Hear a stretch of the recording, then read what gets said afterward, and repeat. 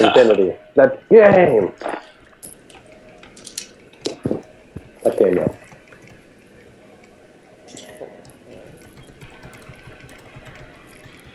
There are people asking shit in the stream chat, but it's going so fast I don't know what the fuck is there saying. Let's see here. I think it's just like Mike and Bowden arguing with each other. Wait, are we still streaming? Yeah. Oh shit, yeah. We are. The issue is there's an issue with the screen, but I mean it's better than no screen, so fuck it. Who the fuck is MS Bison? In Bison, isn't that the guy from like some fight game? Punch Out. I'm pretty sure I have nothing else to say about this ARG. All these ARG decks, aside from like the Cosmo decks, seem very like. Yeah, even the analysis of this event doesn't really matter like at all going forward. Post-Bosch, so we might as well just look towards the future on that, because there's not much we can really take from that with the new format. Yeah. Like, I'm just looking through it. There are some cool text here and there, I guess. But nothing that really matters. Like in the next week or so.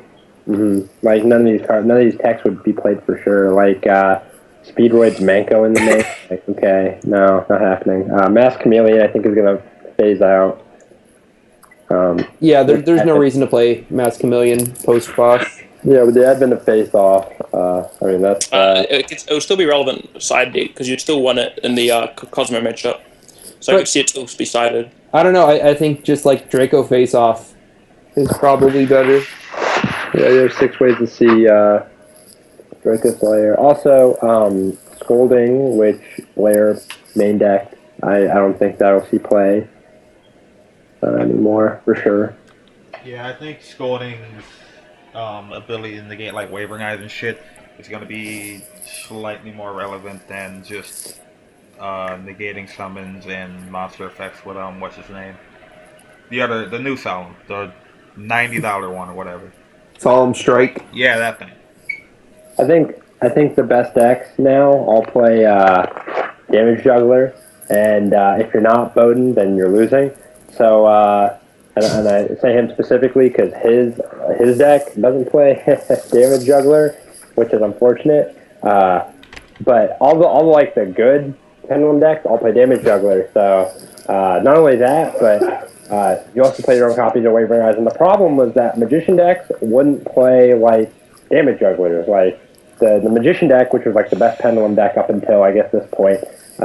If they played Damage Jugglers and Luster Pendulums, their deck was automatically just worse. Like, I think Magicians are just so much better than this makeshift Performage Pendulum deck without, like, all its stuff. Like, you have all these guys, but you have nothing to make with them up until, tomorrow or next week or whenever Bosch comes out. So, when does it become illegal? Yeah, I think it becomes illegal not this weekend, but next weekend. So yeah, it's like 2 weeks after the sneak peek. Yeah, so all these decks, now they're all going to be playing Damage Juggler and Perform Mages because that's what helps you, like, really put all these guys on the field to make these, like, crazy, like, Rafflesia, Infinity, like, all these cards. So I think that'll see a lot of play, and then Wavering Ice, so then you don't really need Scolding in that aspect, and at that point you might as well just play Solemn Notice, but I think... because if you ever try building an EMEM deck, that it's so many cards. Like both engines are just so many cards. You just won't have space for like trap cards.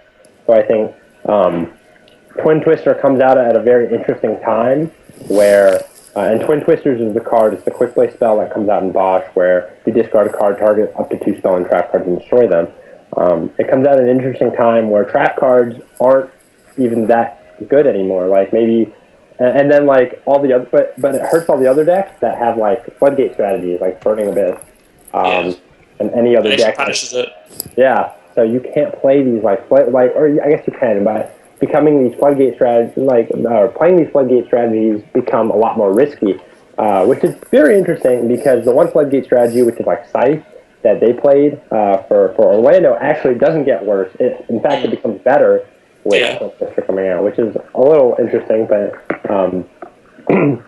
like you, I think yeah, these traps aren't very good anymore in general. So not only will Solemn Scolding not see as much play to get to the point, but I don't think even Notice in like the better Pendulum decks won't see any play. I know there's a deck that plays it, but I don't think the deck is very consistent or good at all. Because if you draw traps, like what are you going to do with those?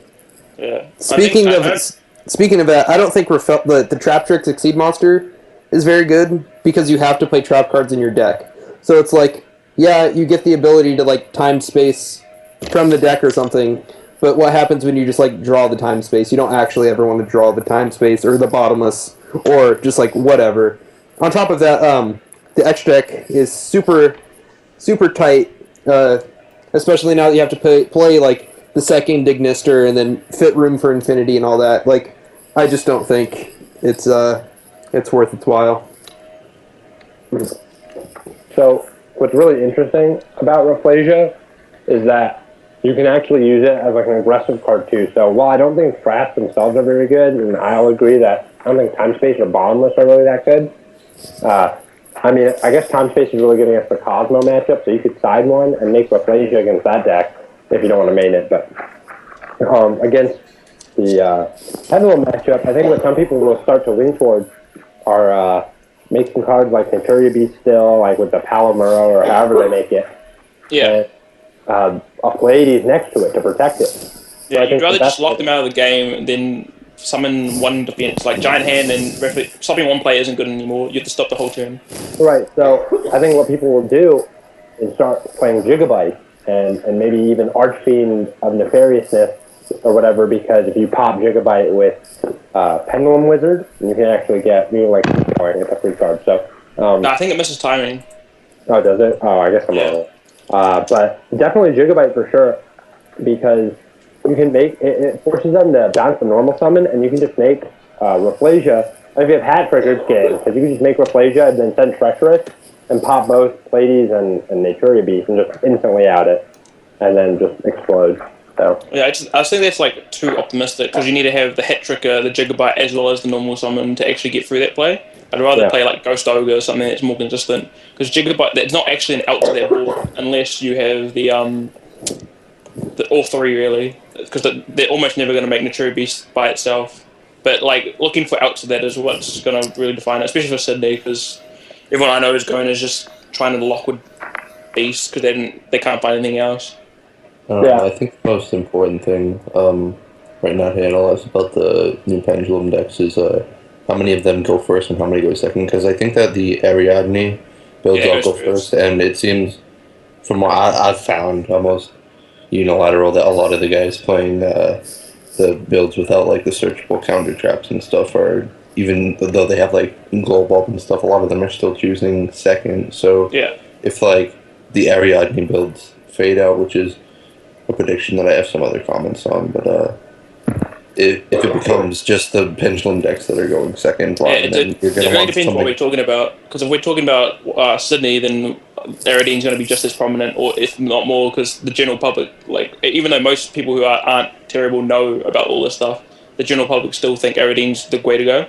But if we're talking about an event afterwards, then yeah, that's different. So I guess if we could stay on track and decide what we're actually going to talk about first. Yeah, and even like trying to figure out how likely the Ariadne build will be, a lot of things people consider are like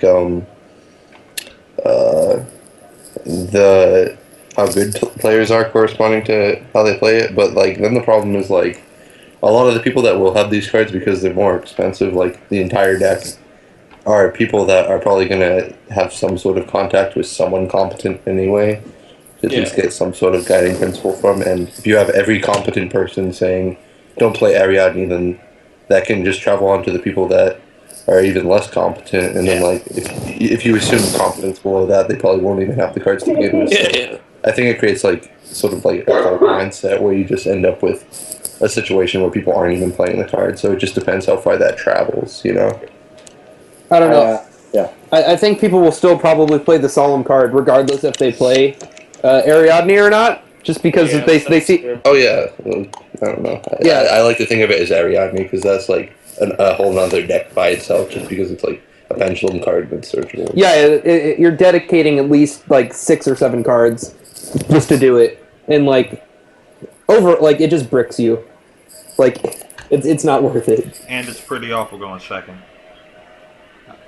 I think it's kind of crazy that people would be going second even without Ariadne, because I feel like that's almost like suicide. Because if your opponent makes like a huge board, and it's not like a Burning Abyss mirror match where your opponent like goes first and make a board, and then your opponent playing the same cards breaks the board, and then you go again and you make another board, and then you try and break theirs. It's not like that. It's like the person going first makes a board, and if it doesn't stick, they lose. But generally, it's supposed to be like as sticky as possible. Like it's like Infinity Naturia Beast, or like Naturia Beast Pleiades, or like Rafflesia, Evil Form Nightmare, like Cyber Dragon Infinity. All these like powerhouse cards that just make sure your opponent can't actually interact with you. Like all these Pendulum Mirror matches I've played haven't really gone past like 1 or 2 turns. Like it's always been like I make a board, I win. Or I make a board, it's not good enough, my opponent breaks it, they kill me. Like, it's generally just that. So is it actually strong enough whereas you can actually make unbreakable boards? Because the other line of play is you make a deck that can break the boards as easy as possible and kill them, so you're always going second. But is that just not really a viable thing? Like, what's like the most consistent turn 1 build, I guess, board? Well, anything with like Naturia Beast or like Infinity plus like Evil Swarm Nightmare, like the boards that don't have Naturia Beast need like 2 or 3 like things to stop cards. But like so like for example, like Naturia Beast Infinity is relatively unbreakable. Not really. You can normal summon, special summon a hat trick. Right, but okay. So you have to go second and open your hat tricker Gigabyte. Yeah. Unless you're playing like 2 hat tricker or 2 Gigabyte or something. Like more often than not, they won't have enough time to see the hat tricker or Gigabyte or whatever. Yeah. And even if they do, like so, let's say for example they're able to make the Karen Gorgon to attack over your Naturia Beast. You're definitely not dead that turn because the board they make is in main phase 2, and hopefully you can have something to come back. But what I found is like most of the boards that you're using to make like Naturia Beast, Pleiades, and like Infinity or something, or like takes your whole hand, and like there's not much left in your extra deck. So even if they don't beat you the turn they break your like really big board, you just end up losing anyway. The main problem I see with Naturia Beast, at least for Sydney, is that we don't know actually how many mirror matches it's going to be. So you can't just blind make a Naturia Beast against Cosmo, and you can't do it against Mermail either. So I think you can do it against Cosmo if you have like anything to stop their normal. Well, something I even did with 6 Hammer, like just universally Naturia Beast in any trap is like going to get you through, because like all the extra stuff that does stuff in that deck is going to be, like E-Tellies or Reasonings, unless they're playing the new artifacts with like Sanctum. The only extra board you can make is Beast and Cyber, because it actually stops all their players. But like unless you're going to run traps, there's no real extra deck monster that stops the Cosmo stuff, unless you run the Time Space, because most of the people I've seen have just been running the one Treacherous main deck. But if you do end up running the Time Space, then I guess Naturia Beast would Wrestle Siege is pretty much Cosmos finish. I think Naturia Beast and Evil Storm Nightmare is also like a good turn 1 board to make, because it's good against Cosmo too, because you can just put their ships down or whatever they summon. What's the second dark? Huh?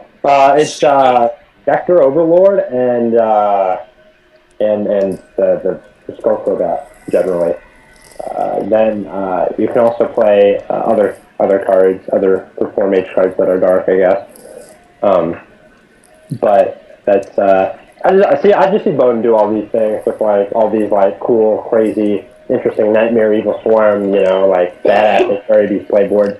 But I think that making the Naturia Beast blind anyway, because of how strong the Pendulum deck is still like okay. Like say like it's game 1, you don't know what your opponent's playing. Yeah, because even against like the weaker decks that are probably going to be the non-pendulum matchups, you usually have fallbacks. You just pendulum someone next turn and win anyway. Especially because of like the pendulums that you're hitting with and stuff.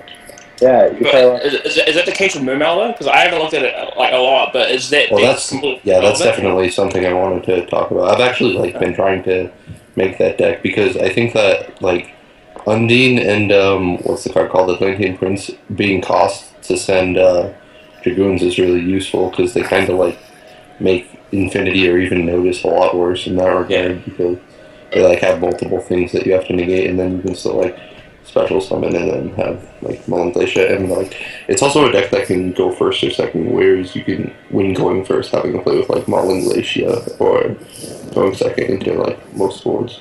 I don't know. I don't think Prince does enough to make like Prince is like overpowered, like in comparison to what all the other Mermail cards are. Like I just don't think it's enough. Well, that's the other thing. Like you have to like reinvent the deck too, because like for example, I'm playing Brilliant Fusion in double summon because it's actually like all the good cards in the deck is like normal summons except for Mullen Glacier, and it just if Atlantean Prince is going to be your win condition, you want to be able to like summon Undine, search the Atlantean Prince with Dragoons, and then be able to just summon it out that turn because you have no turns to wait. Are those actually just the best ways to get the Prince on the field after you ending? Because I was looking at that and there's some of them. There's that. There's 1-for-1, and you want to like just make the deck compact. And then there's other problems too because both of those, both Undine and Brilliant Fusion, obviously require normal monsters, and then you want to make your deck like I don't know, because if you make it like 40 cards, and I don't usually like going with that logic, but you're gonna have much higher chance of seeing one of those two vanillas,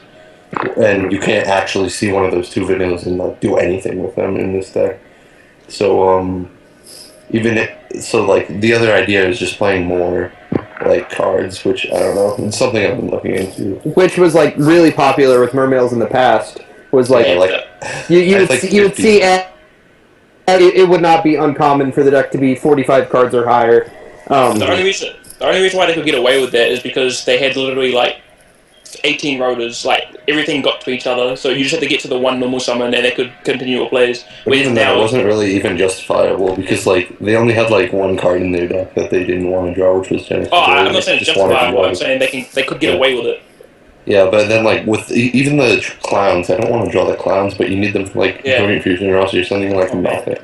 Yeah, like you don't want to be playing a deck full of like Abyss Lindies and like Abyss Spikes in 2016. Yeah. Like you only I don't even play that. You only want to draw your gas. Like you only want to draw Prince and Teus. Like of the Mermail Atlantean cards, it's like you only actually want to draw like Teus and the Prince.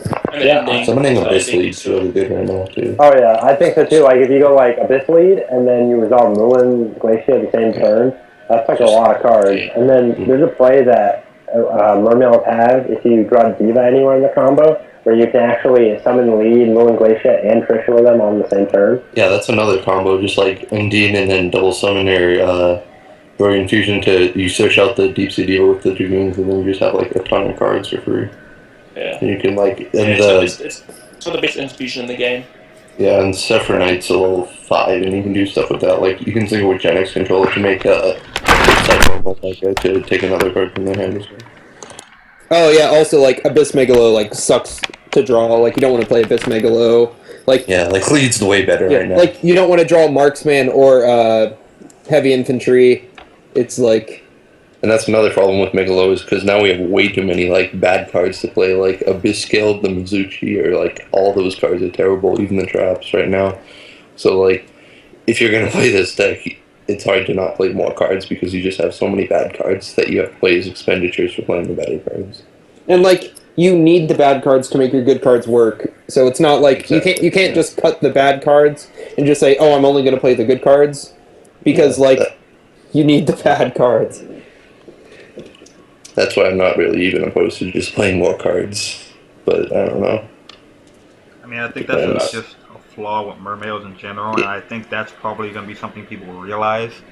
Yeah, it's just inherently contradictory, because you play more cards and you have less chance of seeing your good cards, but you have less chance of also seeing your bad cards, and when you have so many bad cards in a deck, it just becomes like a running contradiction. Yeah, because if you draw all your awful cards, then there's nothing you can do.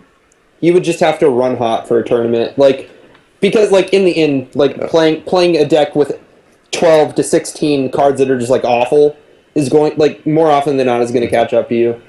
Yeah, the Atlantean cards too are really bad, like the infantries and the marksmans. Yeah, they're not that good either. I mean, I wouldn't even say they're not even not that good. They're just awful. Exactly. They're only good for like trying to get over established boards with like the traps, the solemn guards, and infinity and stuff. Otherwise, they're not that useful. Yeah, it's really unfortunate because this deck, I feel like it came out at the wrong time. It has no good matchups against Cosmo.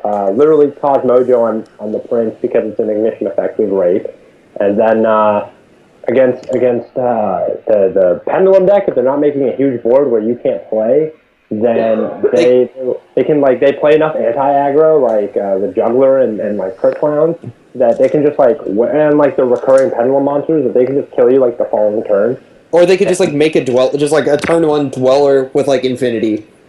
Yeah, I will say one thing I do like about this though is that like because you're either special summoning stuff from your hand or you have like double summon cards, you can play like Dodger Dragon and or Danko Saka or even like Twin Twister, which can discard Gundy too, and like so you have some answers to traps, but then you're still just like playing cards that like aren't great. Yeah, like well, they're bad going first. Yeah. What card I thought was like a potential win condition was Abyss Gaios and Dweller next to each other because I thought, oh well, like my opponent would just not be able to activate effects, and they can't attack with Ignister, and I can negate it, so that's broken. Literally, the Pendulum deck can just summon a mirror put a Mirror Conductor in a scale, and then you lose. Are they all playing like one Mirror Conductor right now? I would think so. If they're playing like the Perform Major. I don't even know if I'd play that card anymore. There's just so many like good cards playing that. It's a searchable low scale damage juggler. Like everything's a searchable scale period. Yeah. So it just depends on how good the actual card is. The rest of it. Like you have Oil Wizards which are low scales, Monkey Keyboard is low scale and it completes the board. Skullcrow Bat gets all of that stuff. And then what else is in there?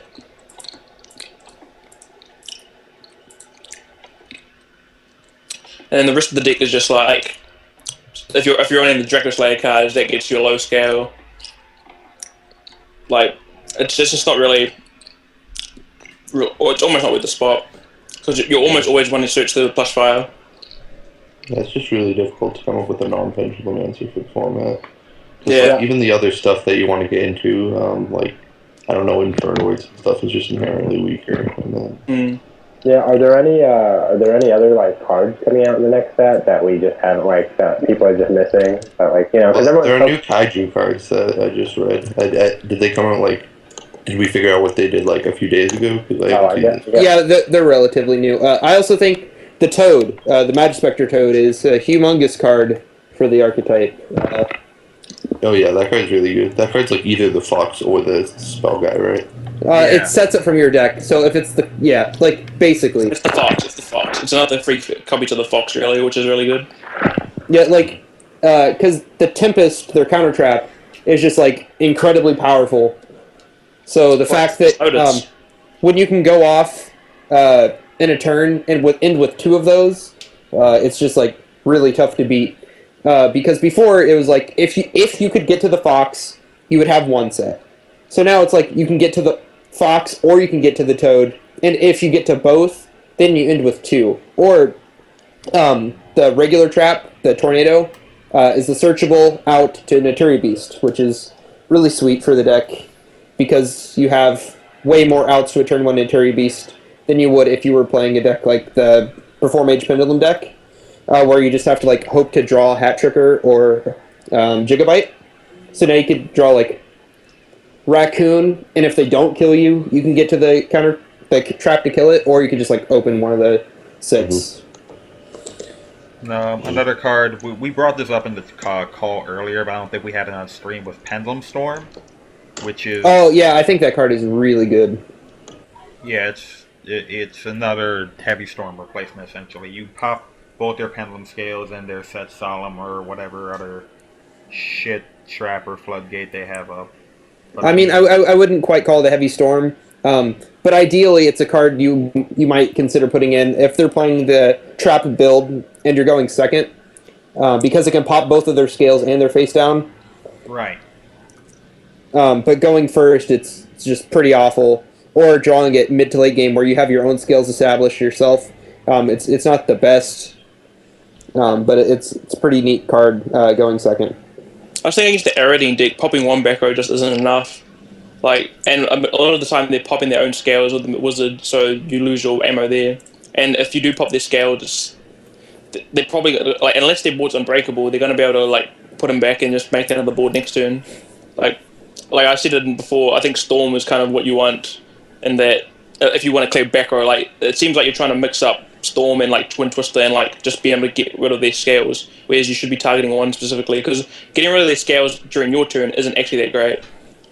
That shouldn't be your priority. You should be trying to bust through the board, and scales come second, because scales just aren't that important until there's no monsters on the field. Right. What else is in this set that we skipped? There's this Goyo Defender thing, which is kind of neat, because I guess it makes Quasar for free. It's a level 3 synchro ring. You summon it. I guess if you have nothing else on the field, you can summon 2 more from your extra deck. So I guess that's a thing. Oh, is that coming out in the set? The what is it? The Samurai card or whatever. Yeah, the Goyo Defender thing. Yeah. It's under... okay. That card's kind of generate. Yeah. Let's see. We talked about the Draco face-off. I don't think we talked about that. Yeah. Go ahead. But it's really sweet because you don't need Mass Chameleon anymore. It's 50% of the time it's a Rhoda for Luster Pendulum, and the other 50% of the time it's a Rhoda for Vector Pendulum. And then the other 50% of the time where you don't actually Rhoda for the Luster Pendulum, it just puts it in your extra deck for you. So you basically have access to it because the whole point of your deck is to Pendulum Summon every turn. So it definitely just gives you the extra consistency of opening Luster, which is your access to Ignister most of the time. Yeah, that card is fucking degenerate.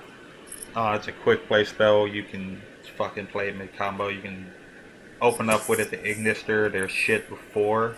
Going second if you open assuming they don't have Natural Beast, you can Draco face off first, and then normal summon to open up shit. I don't even know what I'm saying. Draco face off opens up outs to their board going first when you normal summon, and you can Pendulum Summon after. So that's another thing. There's Fiendish Rhino Warrior, which makes BA. Alex thinks that's a good deck, so Alex should probably talk about the Fiendish Rhino BA. Yeah, that deck is broken. That deck is so one of the big problems with Burning Abyss, and it's just been super inherent, is that you can't make other things except Dante's, and therefore you're locked out of cards. You're locked out of making certain things because you have to make Dante's and other BA bullshit. But now, not only can you play cards like X-Files Universe and stuff like that, but you can also just make other shit. You can make Zenmanes comes up a lot. You can make Zenmanes within a board of Burning Abyss monsters. You can make you just have a Rhino face up, and you can make a Giga Brilliant. You can also stop under Maxi, where you summon a Rhino and then you reveal a BA, and if they Maxi, you can just freeze because they have to deal with the Rhino. Otherwise, they can't. Your other BAs can't get destroyed by battle. So that's oh man, sorry. I had a little brain spillage. You can just do all that. On top of that, while it plays a bunch of back row, and that's inherently weaker due to a card like Twin Twister, you play a lot of back row. You don't just play I play 8 to 10 traps, and some of them are notices, and whatever. You play you just are fuck this fucking game. Set my horn of heaven along with my 3 other gay, not gay, but 3 other ridiculous traps. And then just proceed to just either if they have Twin Twister and then they have to play through your other traps, or you just strong arm your opponent out of the game if they can't answer any of your back row. Because that deck is just so powerful. Now you have 3 enablers. Let's say Fiendish Rhino Warrior didn't come out, but all these traps came out of the deck, would just be pretty ass. But now you have this card that literally enables your 1 graph and your seers, all your limited cards, and it acts like a foolish burial. And it's just that deck is just gas. Although it has a lot of flaws in the sense that you actually just can't play it like Matthew Monahan style, and I say it like you can't play it Triathlon. Like it's just like the other decks will literally like they'll like push you out of the game. Like Pendulum has a much better push than BA does, to be honest. Even though the deck is aggressive, it's not an aggressive Pendulum deck. And at the same time, even though it's resilient, it's not as resilient as a Pendulum deck. So really, it relies on focusing on your opponent being unable to play, and it basically takes advantage of the floodgate strategy better than I feel like other decks can. Which is generally like this kind of deck. Like that's my speed of deck. Like with that Minerva deck that I played, I felt like it was just the best floodgate deck. I didn't think it was like the best deck. I just thought it was the best deck that could like flood out the. Stop you for a turn and then kill you. Yeah, right. So you could just it's similar to how Jeff built his Cosmo deck. They basically like, okay, you can't play this turn. All right, switch on my guys to attack and show you. So I think the deck is really strong. It does come with those kind of weaknesses, and then it comes with the inherent weaknesses of trap cards in general, like we were explaining. Also, because you play so many traps, you play like a high volume of traps. Sometimes you don't see enough monsters, or you don't see your good monsters, because you do play some what I like to call situational burning abyss monsters, mainly in Farfa, Libic, and Barbar, which you'd still obviously play because of their use just with your better cards. But they're basically like the bad BAs of the deck. And they don't really do anything on their own, and if you only see those and traps, yeah, you saw traps, and even if you prevent them from playing for like a turn, you still end up losing the game because you don't have enough strength to like push back. So on the swing back after that, they just kill you. So at least because now with all the Performa pals, they're not playing the magicians, so they can't like pop a back row every turn. Right. They just kind of have to draw Twin Twister to fight through your traps. Yeah. So the deck does have like weaknesses, but I still think that deck is going to be really good next set. I was showing Sean Shakir today a build that Jackie and I made, mainly Jackie because that's what she does. And I've been testing it recently. I think another card that I played in that deck that I think is really underrated in trap decks in general is Huge Revolution is Over. Okay, yeah, so that card is actually just like insane. Yeah, because it has more usages. Again, just like, okay, so yes, it works on Twin Twister, but you can use it on other things too. Like when they Pendulum Wizard, you can actually just negate Pendulum Wizard and just banish it, and then it's gone. That's actually the only card I can think of off the top of my head. Diamond Dyer. Yeah. You could do it on like Diamond Dyer, which is ridiculous because they're always going to Diamond Dyer back row first. Give me some ideas. Wavering Eyes, like to kill their own things. Yeah, you could just when they do cards like that, you just be like, well, your revolution, my friend, boom, flip it, it's over. Like you gotta say it like that, and then impossible, like So how was that one counter trap that you guys played? It was like detach a material to like Divine Wrath something. XYZ block. Yeah, was that just like not good enough?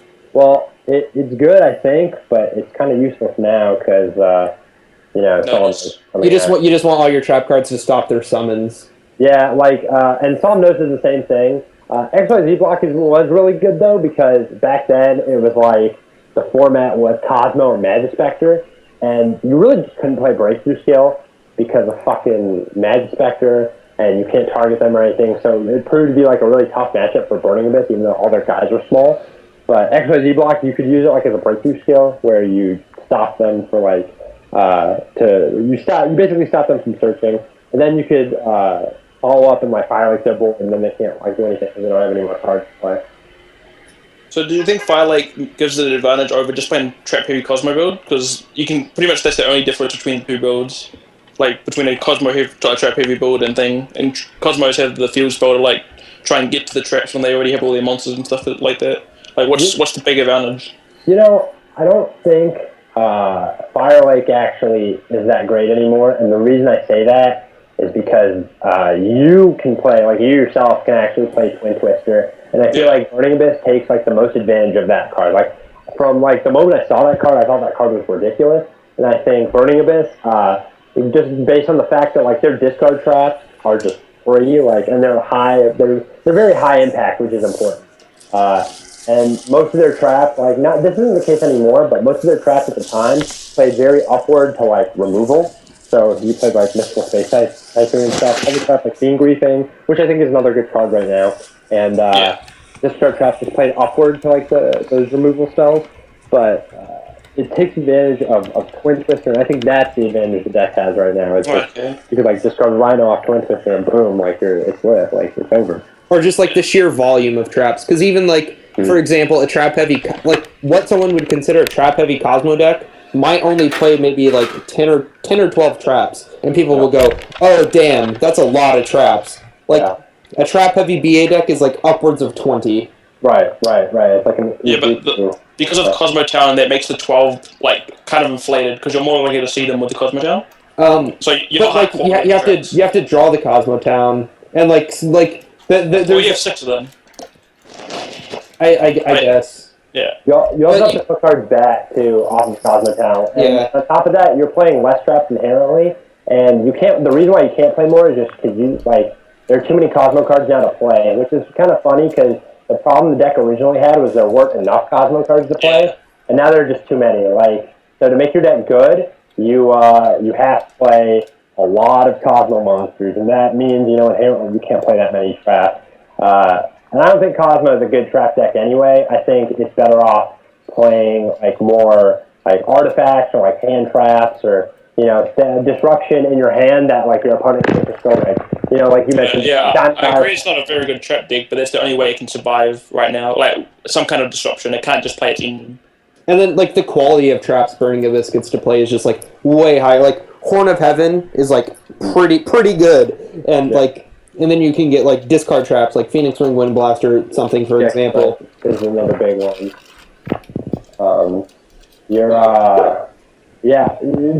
Plus mill decks automatically have like the mechanic where they just they can like win out of nowhere just based on like your what you put off the top of your deck. So use that as a resource. I think that makes a deck inherently better than it would be if it was just like a played out deck. Although now you're missing some cards like Rasty Sphere, so obviously that's not as viable. But I think one really like high impact trap that Burning Abyss gets to play that other decks don't get to play is Skill Drain. Even though Twin Twister exists, I think that card is still really potent because if they don't got it, then that's game. Like that card literally wraps it up. It not only makes Infinity useless, which is very interesting. Like Infinity is really good right now, but you set a Solemn Strike, and then that Infinity just becomes shit. Like you actually can't activate it because then they'll just notice it. I mean you can, but you'll lose it.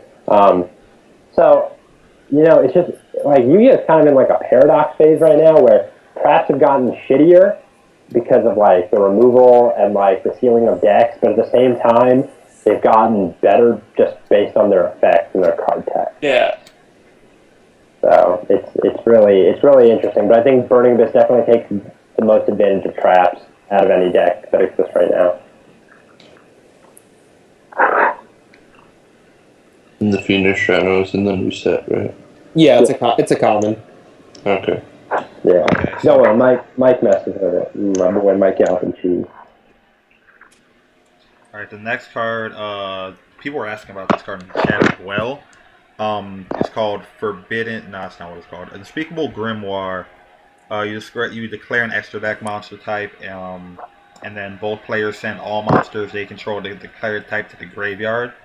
So I guess it's like a trap version of Dark Hole, but of course it's worse than Dark. I think it's worse than Dark Hole and Raigeki just off the bat. So what decks are you running it in? Wait, what? What decks are you running it in? That's another good question. This is like a trap card that's like the fourth copy of like Dark Hole in certain formats, because it also has a restriction. There must be 2 or more face-up monsters on the field of the declared card type to activate this effect.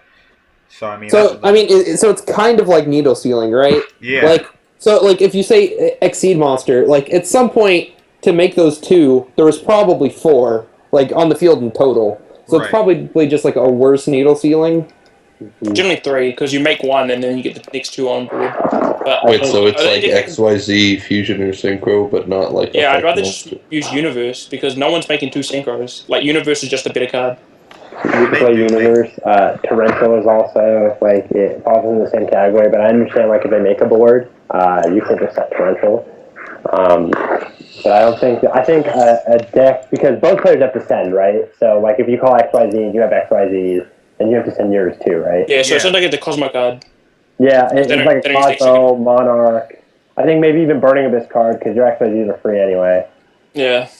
I don't like. That's- When are they going to have two? And then you're just like, okay, now it's safe to flip. Like usually they'll dire wolf one of your back rows first, Yeah. or like kind of bait to figure out what the trap cards are in the first place. And XYZ Universe just outclasses it. Like I don't see like unless they make two synchros, then it's better. But Yeah, and XYZ like, Universe is always better. I mean, unless you draw after the fact and then like set it and then just go like draw phase, like clear your guys. That's what XYZ can you not do that with the XYZ Universe? yeah, No, you can. Do that you with can. Universe too. I Yeah, mean, yeah. So like, Let's think it's this is cool that outclassed. like it's only good when you do it after the fact, right? Because Yeah, you're not really preventing anything with this card, and even then, Yeah. it's like it's like the only time it's ever better than Xyz Universe is if they have like two rank Synchros. 8s or like two synchros or two fucking rank 8s. If they have two rank 8s and they have Felgran, it doesn't matter. So there's never really a time where this is going to be good in the foreseeable future, at least. well, and the first exceed they usually make is like a dire wolf or Right. a king of the fair lumps or something. So they're gonna get like the initial value off of whatever. Like the first exceed they make isn't like something random, and then they like just make another like random thing. But the first thing is usually either to get them more advantage or to like break your board. Yeah, I don't know. I think the problem with like Grimoire and Universe and stuff like that is just because I'm talking exclusively the Pendulum deck at this point. Universe is pretty broken against Burning Abyss, I think, because every deck plays Diamond now, and I think that's like the one deck that. But against like Pendulum decks, they play like Ignister. I think that is like their most that's their like powerhouse. That's if you can play. Yeah, if you can play beyond like infinity, then that's what they're using to like just destroy you. Like they're literally rolling you with this like level 8 synchro, which I think it's not Omega, is like the best level 8 like in the game. Like that card is a monster, and Yeah, it's pretty ridiculous. yeah, Well, I think Max is a bit better, but yeah. yeah, if you oh yeah, but which one, Baxia? Yeah, that card's actually ridiculous. Yeah, that card's pretty insane too. I think if I Baxia Omega and Baxia Omega Starlight and fucking Ignister, but I think the problem with Grimoire is you can only call one, and so like if they have like a board full of XYZs, they still get to have this like Ignister just like demolishing your face. Yeah. And then if you send Ignister, they still have like XYZ. So. What does the pendulum deck do if you just like summon window going first? Mirror Conductor. Oh, true. That's not too relevant, in my opinion. I mean, they can set a plush fire and then just like rank 4 over it next turn. Well, all you need to do is summon another monster, really. Yeah. Oh, you kill the plush fire. Plush fire gets a trick clown. Oh yeah. Yeah, you can only. Yeah. That was something I was messing around with, like this format's pendulum deck. Just like a couple weeks ago at a regional, I like sided like 3 Shaddoll fusion and like some Shaddoll monsters, because it's like if I can, if at any point I can make a window from the deck against the pendulum deck, it's just like so hard to beat them. I think it depends on deck, because if you're running it in the mirror match, it's not very great, because the board thing you're making to stop you is like Naturi Beast and stuff that's not making you, like, you can't really use the Shaddoll Fusion deck. So it depends what deck you're using it in, I guess, because I guess you can use it in other decks, but yeah. Yeah, like the fire thing where you like, I don't know, maybe possibly like Shaddoll Infernoid, so you can make Grisket to stop a pendulum. Yeah, because Shaddoll just aren't good enough by themselves, so you have to pair them with a good enough engine. But yeah. Yeah. If construct was the thing, you could play Artifact Shaddoll, which might be relevant, but there's no construct, so. Yeah, and like I assume Mirror Conductor is going to be a lot less played going forward. So Wyndham might just be pretty broken, but it's kind of to be determined, I guess. Yeah, it's just what you pair it with, because by itself, it's just it sounds pretty good, but like you still have to beat Row, you still have to beat the other matchups. You still have to have a deck that actually plays that does something. You can't just play Winter.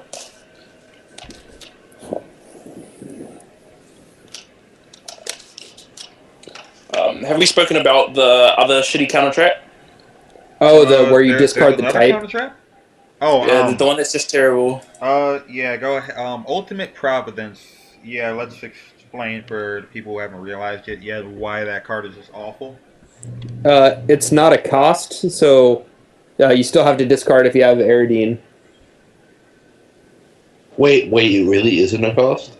It's not a cost. Yeah, it's not a cost.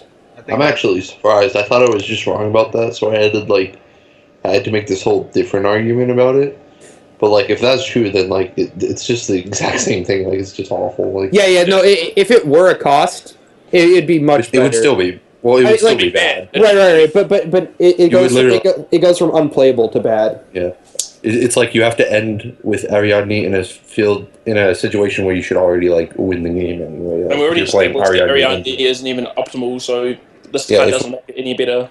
Yeah, so like if you're playing against someone who is also playing who's playing this trap card with Ariadne, you should be all right.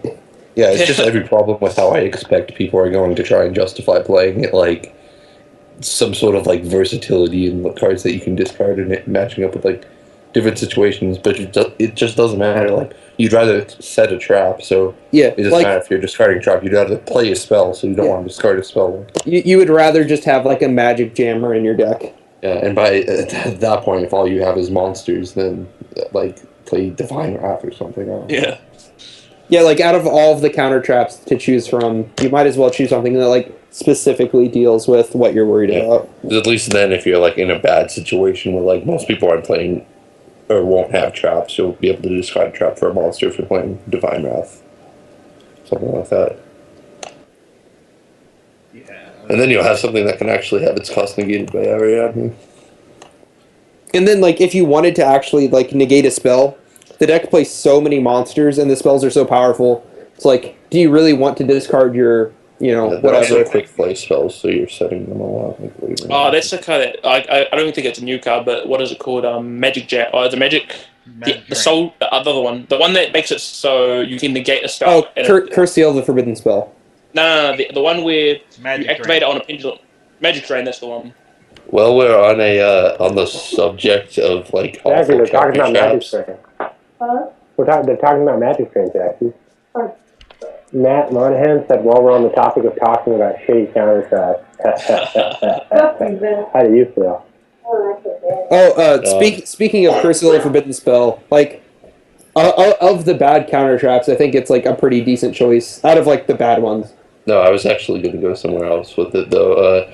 Someone had posted this like cap of this like thumbnail of a video by Cordero Spencer where he's like, new outstanding tech, Smashing Horn can negate Solemn Strike. And I just wanted to advise the entire like community against playing that. So almost the same reason. Because of that video and that video alone, Smashing Horn is sitting around $7 to $8 a copy. Yeah, that card's absolute garbage. Like, anyone with the least amount of competence should be able to understand why it's just pointless at that point. It's like, you lose, they're attacking for game if the game's going on that long. It's like, yeah, wow, if they Dolka my monster, I can Smashing Horn it.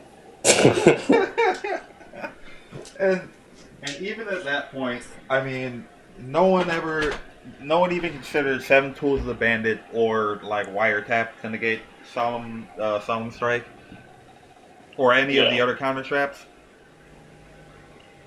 So why would Smashing Horn be the first thing you jump to? There are so many other bad cards that you could justify before justifying Smashing Horn. Yeah, pretty much. Like the one we were talking about earlier, the Refugio thing. Yeah. I mean, Ultimate Providence is fucking Ultimate Smashing Horn. Providence. Like, I would sooner play Forced Back. I actually had Force back in my 6 Samurai deck. Funny story. Okay, what else is in? That's crazy. I saw a deck list of that Six Samurai deck. Someone was playing Force back, like along with you, just totally coincidentally. And I don't really know the theory behind it. I guess it doesn't matter anymore, but I don't really get it. I never got a chance to play that deck. I wish I did. It was a good deck. Has Yeah, anyone actually worked on the new Cosmo cards? Yeah, there are two builds I tried. There's one where you play with like a bunch of hand traps, but you do play real traps too, do the Cosmo Joe, and basically you just play all Solemns and you play like a ton of hand traps, and then you're just like, I have real traps, so if I go first, I can still play something, but if I go second, then I'll just interrupt other plays, and then I'll kill you the following turn. And then there's another build, which is more like a control-y kind of deck, and basically it's where and I got this idea from someone on DN actually, where basically you play Tin Can, you play Call the Haunted, and so you just you Tin Can like all your stuff, and you play Dark Eclipser, so that when you Tin Can, you just hit all bigs, like you hit either Forerunner, Dark Destroyer, or Eclipser, and then on their turn you can like interrupt them with Call the Haunted for Dark Destroyer, like pop their guys, kind of like Escape from the Dark Dimension. You can play with artifacts too, I guess, but I didn't think it was very good with artifacts. So Yeah, like I think the people that are devoting a lot of their time to making Cosmo good should just like at that point just learn to play the Pendulum deck. And Pendulum so deck does is- Dark Destroyers. Yeah. But I like Should've done it a while Cosmo. ago. I think interaction itself, and this is something I heard from Jeff and Max actually, is that interaction, like card interaction, is very underrated. And all these Pendulum decks are super like non-interactive. They make the board, and then boom, like okay, we're not playing anymore. You can sign us up, leave, whatever. This Cosmo deck, like, it does something on your opponent's turn and does something on your turn. So it's like you're going back and forth with your opponent. Things are happening, and There's an argument on like that's better or just that's like funner. Because if it's funner, like sure, but it's not optimal. right, but Is it? Yeah. What are they arguing there? And like, doesn't Jeff Jones also have like some like bias towards Pendulum decks anyway? I guess so, but what I think is really important to take from it is that interaction is still pretty good, even from from an objective standpoint. Like I know Matt Monahan, if you like read his post from DN, he goes on and on about how it's either you have one or two strategies, especially right now. You can either kill your opponent or you can flood them out. And both of them are very non-interactive. They're both very like, okay, I either have lethal and I'll just do it on you real quick, or I make sure you can't play. And with these like Cosmo decks with sites and stuff, it's very interactive because you're activating your effects, your opponent's activating effects, and you're doing it on their turn and on your turn. And but you're still reaching like a general win condition, and it's very. I think interactive decks are more flexible, which is interesting because I think the Pendulum deck really can like respond to everything. It has almost like a full package in the sense that if you play like Gigabytes, it has answers or like Monster Floods. If you play Twin Twister, it has answers to back row floods. And then you have like this core, like huge engine of monsters that just create this like these powerful like 15 card extra deck like every card in the Pendulum extra deck is like super high impact. Like Yeah, the deck's core boom, is huge. yeah, like you just go like boom Infinity, like game, boom Revelation, game, boom Nightmare, game, boom Giant Hand, game, like boom Hades, like all these huge like big dudes, and Cosmo has those in their main deck, but their win condition is more, it's slow, grindy, forces you to like start trading with your opponent, doing doing things like that. But I think the deck in what it does and how it does it, because like the big ships are untargetable, they basically all play keep away with your opponent. I think the deck is still just like really good. Like for example, Double Dark Destroyer is like on its own almost a win condition against, like especially the Patrick Hoban deck, because you can only make one Ignister. But even moving forward, everyone's playing two Ignister. I think that having Double Dark Destroyer, like having a Dark Destroyer and like one in hand, and so when they make the Ignister, you blink it in and kill it. Like I think that in itself is almost like you just like control the game. It's definitely like Yu-Gi-Oh's best control deck right now, which is interesting because it also has like an aggro side to it, which is why there are like two builds that I'm testing. There's one significantly more aggressive than the other, where you play a bunch of hand traps, disrupt them, and then kill them, or it's like you play artifacts and you play like Call the Hunters and stuff. and you're like, okay, I'll play my turn. All right, now I'm gonna do things on your turn too, and you're gonna do some things on your turn, and I'm gonna stop you, and then okay, now my turn, draw. Like, all right, do some more things. Like constantly controlling what you do on your turn, and I think it's good at what it does, and what it does is different than what Pendulum does, and I think they're both good and they're like own right, and that's why I'm trying to find what's good in Cosmo, because I think there's something there. You just really need to like look for it, because on the surface, like I read the new Cosmo cards, other than Cosmojo, man, they just suck. Like Dark Eclipser is actually terrible. Like I wanted to like I think Strawman's actually the best card. Yeah, Strawman. Tin Can, sorry. Tin Can's really good. Strawman's also really good. You brought him up too. And then I think Four Troopers is also with like Twin Twisters and stuff. I think that card is pretty good too. But unlike when you like XYZ and stuff like that with like Wicked Witches, so you can recycle them later.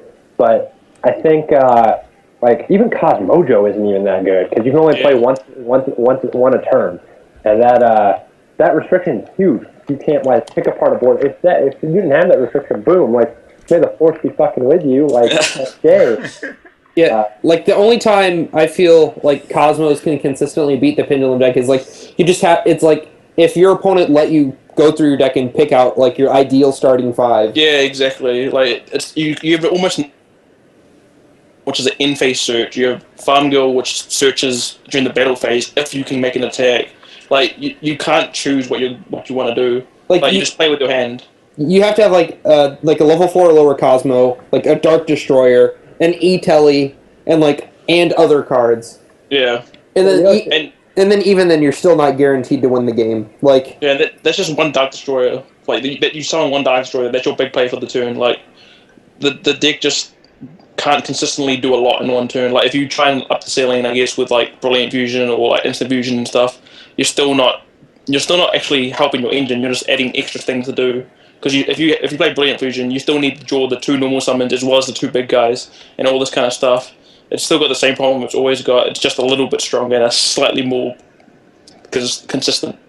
Yeah, I think it's interesting that you bring up Farm Girl has like I was thinking about this the other day. The pilots that came out like Farm Girl, and when Farm Girl came out, everyone was like, "Whoa, she's like crazy."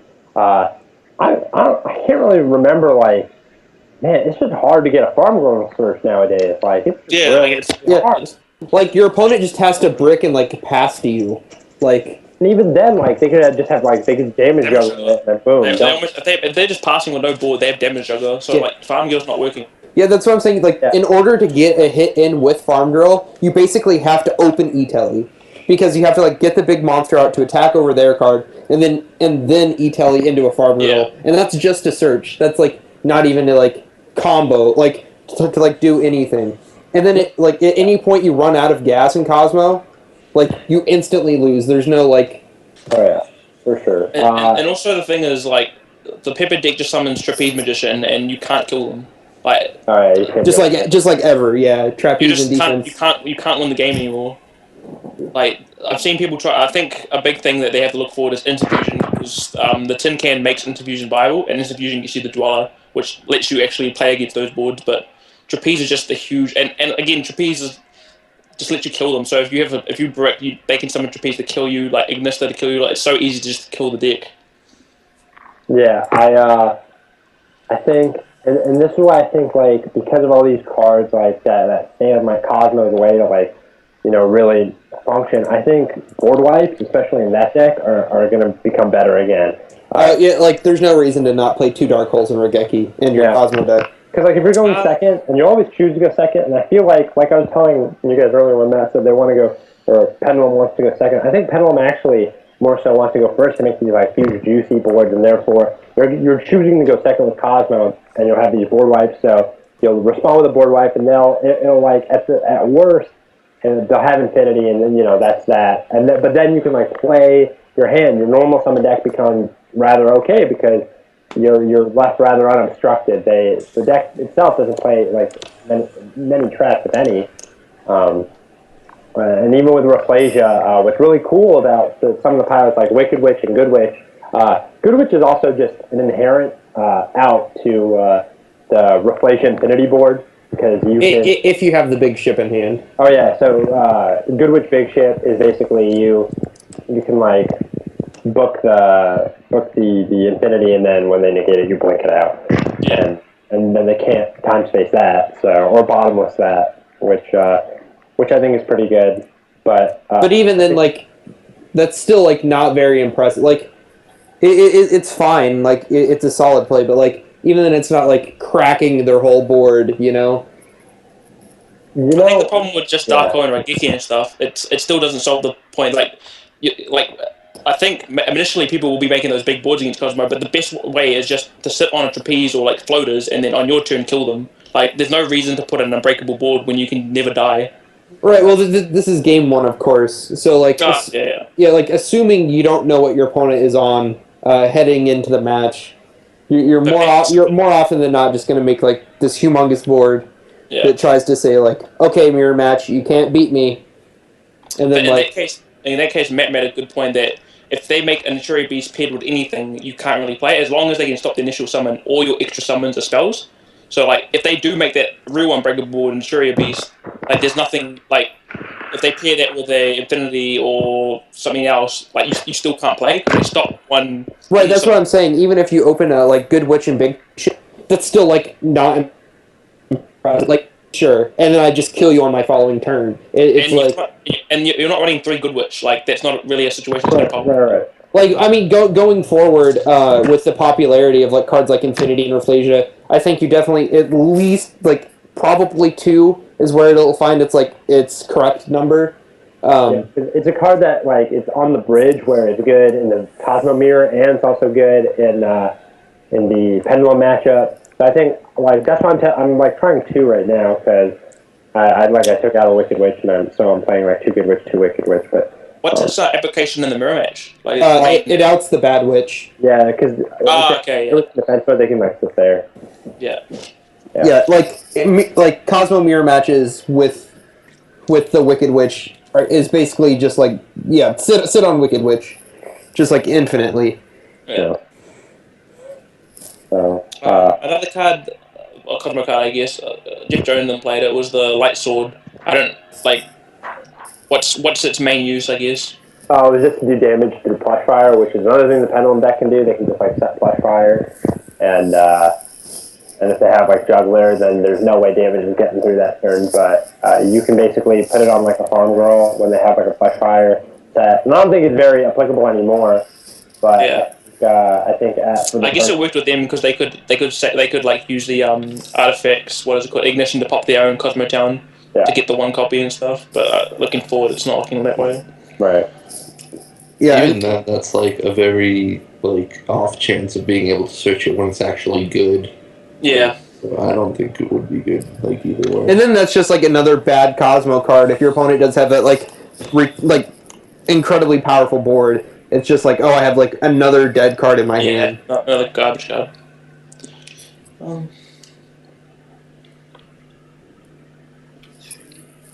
How much attack does the sword give? 500. 500. So it doesn't really push anything too real. It does Spirits, you can attack twice, but not directly, and when it's sent to the grave, you add it. Oh, that's fine. Yeah, so it doesn't really make any of your monsters like the 500 boost doesn't like go because there's not like a set threshold in this format. Like it's not one of the formats where it's like if you can get over like 2,500, then your monster's like unkillable type of thing. I think it is 25 though, because to make when you initially make Infinity, it's going to be just Ptolemaeus, Nova, and Infinity plus 25. Rafflesia's 25. So I think that is certainly some kind of. Mm-hmm. I mean, like it's a reasonable number too. I think that's well, Rafflesia would be the number would be over 25 then, because it's going to be in defense. But yeah, because you can't crash the defense. Yeah. There's another one. Oh yeah. I think. Oh yeah, never mind. I agree. But like with Ignister and stuff, like it doesn't like. Oh, your monster has 5 million attack points. Okay, sure, it doesn't really matter. It's more important for monsters that protect themselves from effects. So the key numbers like 3,000, 25 for thing, Materia Beast, I guess. Yeah, it's just, you want stuff that's like immediately impactful. Yeah. Well, like not sit behind a big guy with traps and win the game because they can't kill your big guy. It's just like you want everything you do has to be doing something. Otherwise, Yeah. otherwise you just fall behind and lose. Yeah. Yeah, that's another thing that just gets back to like how the formats work and how I like don't feel people are really understanding how to go about it because people like want to get into like the logistics of all like the little nooks and crannies of the format and like how the pendulum cards interact with each other when you should like be looking at the bigger picture insofar as actually solving the problems like the larger problems of the format which have to do with first or second mainly and then dealing with boards versus decks that you don't have to deal with boards and stuff like that. And I feel like, especially because of how short the games are, that's the stuff that immediately matters. Whereas when you get further and further into games, like that stuff's just less likely to come up. You know. Yeah.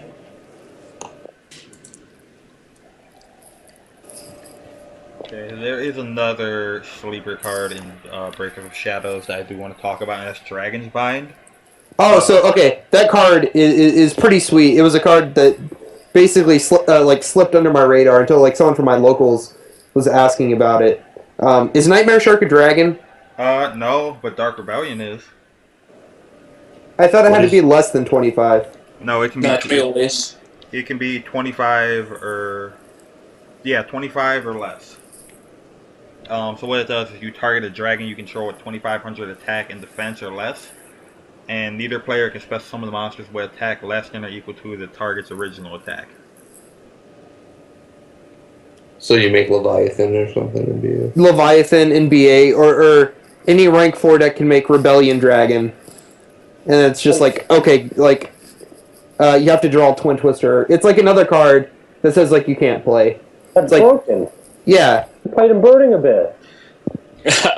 Yeah, well, at first I thought Leviathan Dragon was like the way to make it. Or I meant Nightmare Shark, but yeah, Leviathan. You can play like Key Beetle and then like if you can get 2 darks as opposed to like the Nightmare you'd usually make, you go like Key Beetle, summon the other guy, what's it called again? Dark Dragon thing. Yeah, like I'm pretty sure someone will make something really ignorant with it. But yeah, I think for it to be good, you have to pair it with other floodgates because you can't make a strategy around a 3 of.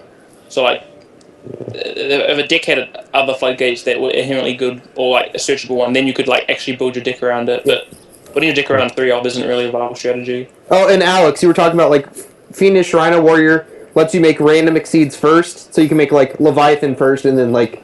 And then a Dante, yeah. Yeah. So nice, yeah. So I think Burning Abyss could definitely take advantage of a card like that because it just plays so many other like alternate like power traps.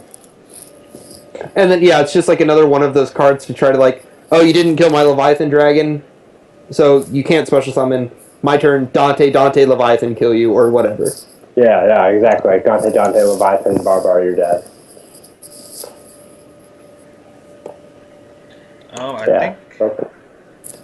I think that's it for cards from Breakers of Shadows.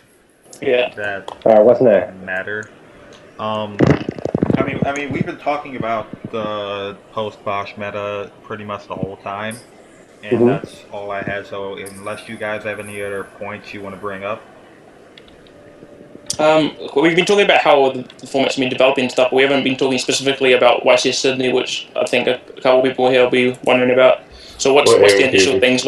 What's the initial things going to be around? Because we've talked more about how things are going to be developing and all that kind of stuff, but we haven't talked about what's initially going to be straight out of the blocks, I guess, and like specifics to YCS Sydney, unless we don't really care about it too much. So Australia is pretty notorious for having just like a super wide open meta, right? Like sure, like you have the handful of people that play like the better decks, but like as a whole, it's just like incredibly wide open. Yeah. So until you get a top cut. Yeah, and then I met like people from the OCG come over to play as well, right? I'm not too sure on that. Someone from like the Philippines won with Karakuri or whatever. Yeah. So like the orc guy. Yeah, like they have like experience with more experience with the pendulum decks than probably most of the people in like Australia or New Zealand or whatever anyway. Yeah. And then like I would say outside of like a small handful, like so there's a small percentage of the field playing the pendulum deck. but even like a much smaller percentage of the people playing that deck actually know how to use it. Yeah. And then where that comes in is like leveling, right? So like the people playing the pendulum decks are more than like the people who are at the top level playing the pendulum decks are more than likely going to gear their deck towards beating like the rogue matchups, just because like of how few people will have like the wizards and whatnot.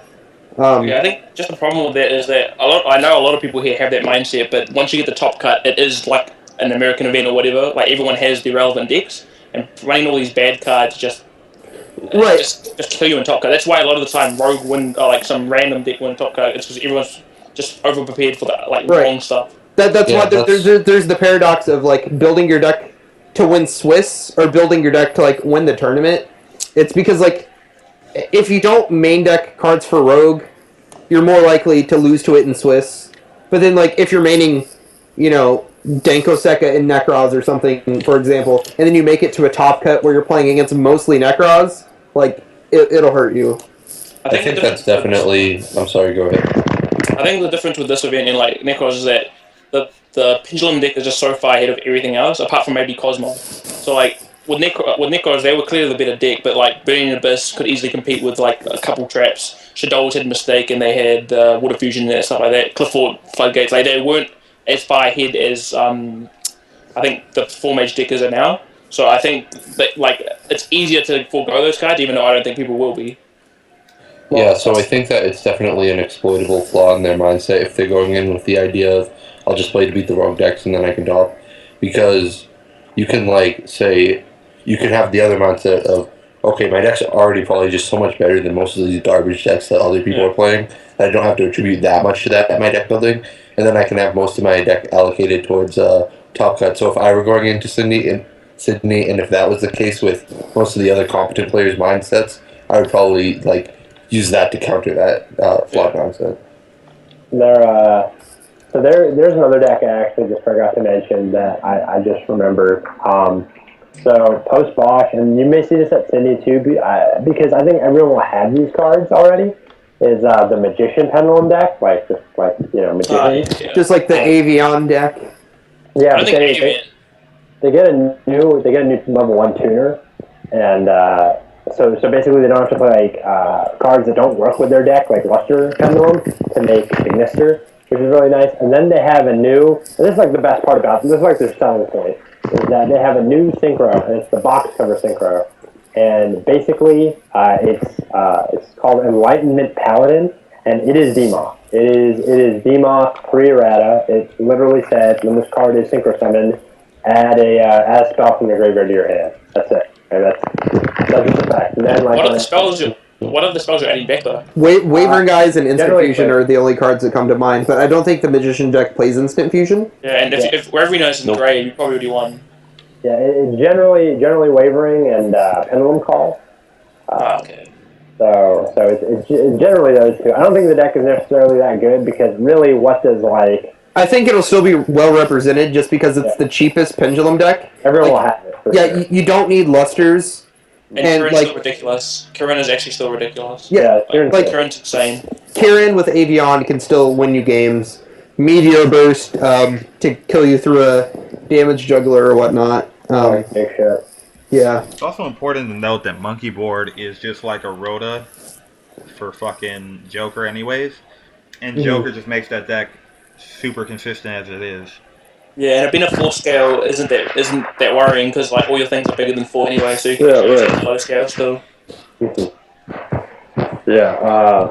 So that deck will probably be around the Y system, but I think that this format, unlike other formats, it's really cool because the cards, some of the cards you use to beat Magician, or not Magician, 4-Mage Pendulum, or 4-Mage Performance Pal, are the same cards you use to beat like Rogue, like Twin Twister hits 2 scales, and it's pretty good in that respect against that 4-Mage deck. And then every other deck is going to be playing anti-spell for sure. Like if it's not Cosmo or Pendulum, it's definitely playing anti-spell somewhere, and you can catch them with that.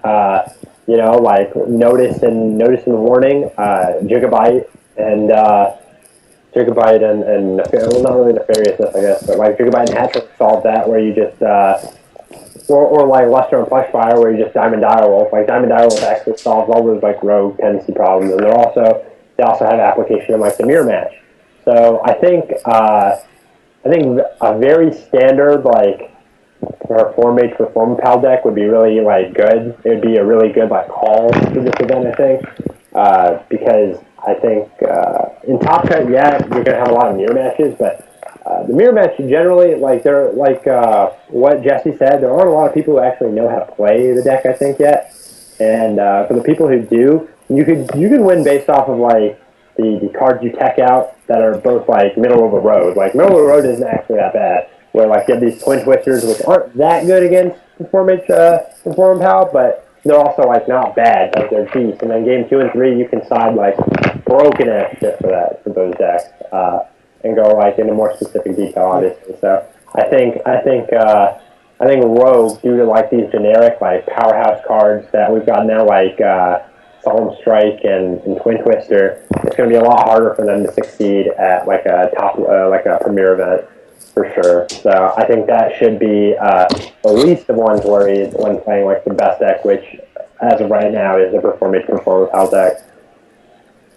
So like if Orlando was any measure of like how poorly people like how unfamiliar people are with the Pendulum decks, like Sydney's going to be pretty much the same. Like if people still aren't familiar like with how to correctly build and correctly play a Pendulum deck, and then like you introduce all the new cards that like completely expand upon that, yeah. Like people are just going to go in there having like no clue what they're doing. Yeah, I personally think the best way to go at Sydney at least is, unless you find something like ridiculous that no one else has, it's just to pick up the Pendulum deck, practice it as much as possible, and then you're going to have such a skill edge as well as a slight deck edge against everyone else. Like, unless you actually find something that no one has yet, that's the best strategy going into it. Yeah, I would even say, just playing like an average Pendulum deck. If you know it well, like you don't have to be like insane with the deck, or like you don't have to have tech cards that like blow out the mirror match or anything. Like if you can play it decently well and you have all the cards and everything, that's like I would say it's like almost a guaranteed top. Otherwise, so otherwise, like if you're completely unfamiliar with the Pendulum deck, like if you just have like no clue what you're doing, you might just be better off going with like a floodgate strategy, and then just like trying to find like a secret tech card or something for it. Yeah, but if you're not that competent with it, then you're not like this isn't really catered towards you. Really, like if you're not competent with the deck, what I'm saying is to be. But most people who are going to be there know how the deck works and like basic stuff like that. But I think the most practiced of people will be the ones that are going to top, because it's just so new, and people like your casual player aren't going to come with this next level stuff anyway. So like personally, I'd always go for look for the auto wins. The power level of deck is just going to carry you into so many free wins. Okay, yeah, and just being better is going to be a huge advantage. Yeah, like if Necroz of Trishula was a powerful enough card to like give you free match wins all the way through a tournament, like this entire deck, like power level is just like so incredibly high that you're just going to get free wins throughout the tournament because you're making just like extremely crazy boards. Yeah, I think that right now all the cards are really unlike Necroz, where you either could play cards that were good against Rogue, but they were absolute dog shit against like the Mirror, or like you play cards that are good against the Mirror and absolute dog shit against Rogue. All the cards are just super average, so I think an average Pendulum deck would serve even the most seasoned of players really well, because like your cards are just good in general. Like they're good against every deck. Like they're good against Cosmo, and they're good against Performer Pal. They're good against like the Floodgate decks too. Like they all have some not necessarily like advantage, but they're not. None of them are bad. You're not playing a bad deck. You're actually playing a really, really well-rounded average deck with a very, very high power level to it. Yeah, and the thing is, you're not missing out. Like in Necros format, you had cards like Shared Ride and all that kind of stuff, which were kind of the blowout cards. There's not really a thing for that yet. Like there's Max C, but that's also decent against everything else. There's Twin Twister, which isn't very good in the mirror. Like there's no unsearchable cards that are really good right now. The only thing I can think of is like Wavering Eyes isn't great. Like of course you can Wavering Eyes your own cards to kind of keep your combos going, and then like against the rogue decks, your own Wavering Eyes isn't very good. But like even then, it's not like if I'm playing like Shared Ride in my main deck, and then I play against like Shadal where it's completely useless. Like at least with Wavering Eyes, I can pop my own scales to search. Like, Yeah. keep going. It's still Right. a